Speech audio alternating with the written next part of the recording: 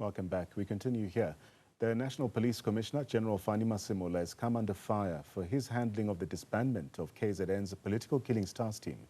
He faced a barrage of questions from Parliament's Ad Hoc Committee over the directive by Minister Senzo Mchunu and his perceived failure to stand up to the minister in the face of an unconstitutional instruction. For more on this, we're joined by Professor Kholofelo Rakubu, who's a criminology professor at Tshwane University of Technology. Prof, good to have you in studio with us this evening. I want to start with your initial reaction. What does the current scandal, especially involving raids on top police officials, what does this signal about the structural integrity, especially of policing in the country? It's a very interesting time in policing, but all these events are expected. Since the beginning of the Madlanga Commission and all other investigation, this was expected because obviously information should be sourced, right? Investigation should be thoroughly done. And for one to do so, there should be search and seizure. What we're interested in is the nature in which this search and seizure is done. It should be legal, it should be lawful, all processes should be followed. But then South Africans have been questioning the timing of these raids. Right. Instructions to raid CBS house, for example, and all other interested parties' houses that were raided. But the dialogue or the conversation is such that because of the nature and the magnitude of this investigation, now there are multiple squabbles around the timing of the raid. But it should happen. How would we then get to, and I feel it's a bit late. By this time, obviously, gadgets and all interesting documents should have been sourced. But again, we as South Africans got to know in that public way that there's this raid. Then we now try to question whether was this not part of the intimidation and also whether search and seizure processes were done or all the protocols were followed. But then there will always be questions because of how these investigations have been politicized. Others are seeing it as witness protection or witness intimidation, not protection per se, intimidation, and the process being politicized. But we shall see. But critical information should be sourced. That is critical. But there'd always be debate around why now. Why now? But reflecting on that, this scandal does reflect deep factionalism within SAPS leadership. Let's speak to this. What are the criminological implications, if you will, when state security agencies then become fragmented by these internal power struggles or squabbles that we're seeing? For quite some time, criminologists have been questioning South Africa's failure or loss in the battle against crime. These are some of the issues. We have claimed to have beautiful policies in place for quite some time. Why we're not winning the battle against crime? Because of the issues you're raising, political infiltration, unconstitutional mandates. And with this unconstitutional mandate, it might be that this is not the first time. Other previous commissioners might have been through this. And political infiltration also now took us back to the nitty-gritties of your Section 205, 206, and 207 in the Constitution, and what kind of infiltration, and also the justice clusters issues that are very, very critical in hindering South Africa's success in the fight against crime. Now we've got to understand we've got issues in the prosecution, the granting of bail inappropriately came to forth, and that is very scary because now you have to tap into victim or whistleblowers protection issues that I've always been mentioning. But with everything that is happening, it's not shocking. Remember, we're highly ranked when it comes to crime in South Africa. So these are some of the issues. There's no political will. There hasn't been political will. We've got beautiful policies. Implementation is a problem. And now this call around systemic reform in the SAPS, it looks like this might be now to clean house because a lot is not in order. A lot is not in order. And these allegations involve this infiltration that we are hearing about of law enforcement by drug cartels we're hearing. How vulnerable are South Africa's policing structures, especially to a criminal capture? And what systematic weaknesses enable this from what you've viewed? There are many issues, internal issues in the SAPS that has also enabled the status quo.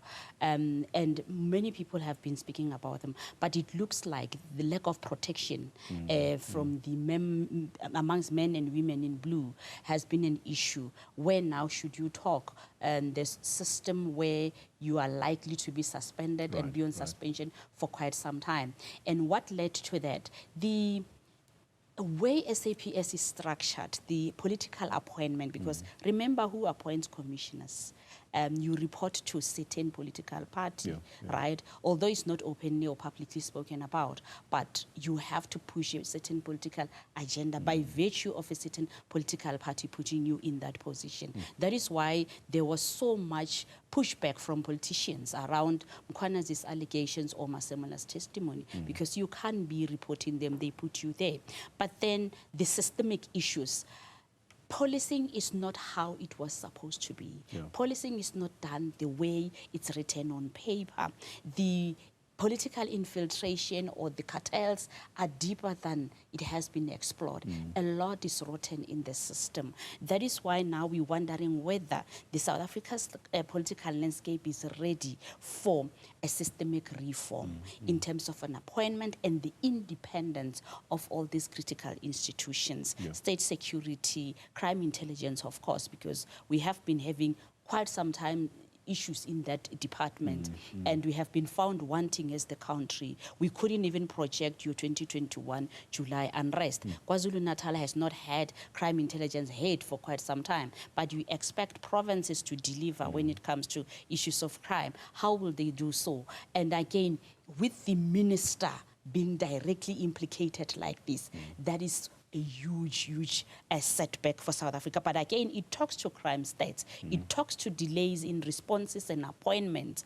But we might be even been forced to reintrospect and go back to even, unfortunately, Natim Tetwa's era to check with these policies. Where are loopholes? How do we refine roles and responsibilities? How do we clean up the inconsistencies or the deficiencies in the interpretation or understanding of the constitutional mandate, because there has been constitutional power struggles for quite some time.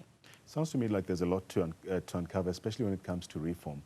Based on your own research, Prof, what are the warning signs that a state policing institution is on the brink of a crisis, even when leaders insist that there are only just challenges here? Like I said, the battle against crime, the collapsed police-community relations. South Africans have lost trust in the system. And again, we have, through this madlanga and whatnot, we got to understand that the accused are not where they're supposed to be. Victims are not protected. And that talks to underreporting. And that leads to gray areas within our crime stats that we utilize as a yardstick to even assess Mkhwanazi and say KwaZulu-Natal was at this rate when you came in, of which that cannot be utilized as a substantive evidence to assess one's capability when it comes to crime. So there's a lot that has to be unpacked. We need to go back to the drawing board in terms of the recruitment, appointments, and all structures within the SAPS, including other justice clusters. Let's go back to what happened at General Sibiya's home this week in Centurion. The use of high-caliber guns, masked units in raids on Sibiya and Nkabinde as well. This has also sparked fears of intimidation. Could this be viewed as a form of state-sanctioned coercion or an abuse of power even? I wouldn't see it as abuse of power, unless as South Africans we're going to have a conversation around what do we think should have been? What kind of ammunition was supposed to be utilized? What is it that they've done that we're saying categorically this is wrong? You were not supposed to use that high caliber, this and that. Do we have a book on the table to say you did not do the following? Therefore, that is intimidation, that is abuse of power. I beg to differ. I don't see it that way. That was a raid, high caliber raid, and I'm sure all the processes. And I understand they had to be very careful around this, because remember, before they could even visit CBS House, there were conspiracies and there were also mention of arrest, of which that was specifically for search and seizure, not arrest. So there were already discrepancies and misinformation and misinterpretation of that activity. But then the implementation, I did not see anything outside the scope or outside the normal practices. It's just that with the timing. But again, how do we then tap to timing when we are seeking critical evidence? And that, for one to get critical evidence, that is how it's supposed to be sourced, right? Unless one will say, no, you did not follow this, you did not have a warrant, you did not utilize Section 205 and so forth. All that, if you were to tick boxes. But then there will always be opportunities to verify, to check and identify what we can politicize because of the nature of this investigation and raids. And then with Nkabinde as well, I'm not a communication expert, but the timing of that press was a bit off. It was a bit off, and as a criminologist, I wouldn't advise one to have such presses to say now they are confiscating our gadgets and we have critical information in those gadgets. I mean, you knew all along, you were mentioned even in the July press conference, and you had ample time to gather your facts, to seek legal advice and so forth. So for me, it felt like admission of guilt, strategically so, admission of guilt. And let's not forget, he will be granted an opportunity to give... He would be granted an opportunity to rebuke, to go, to even defend and so forth. But what we have identified within Nkabinde, the denials and counter accusations, and that looks like will be the order of the day.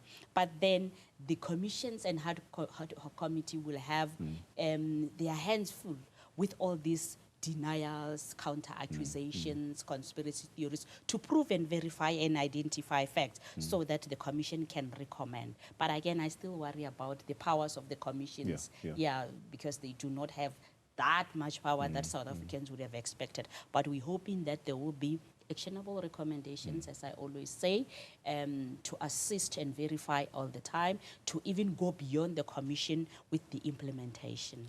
Prof, this has been a very insightful chat, but before we let you go, another prominent discussion, the disbanding of the KZN Political Killings Task Team. It has been central to a lot of the controversy we've seen.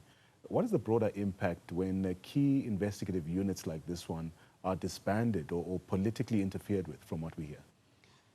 The decision around the disbandment was unconstitutional, that now we know, and the decision to disband that and not have a disbandment plan that honestly puts victims at a very uncontrollable, vulnerable space, because there was no protection. It looks like somebody did not even care what happens to whistleblowers or witnesses. And more crime has been committed, I'm sure, upon the decision to disband, because it was not well managed. It was not supposed to happen the way it happened.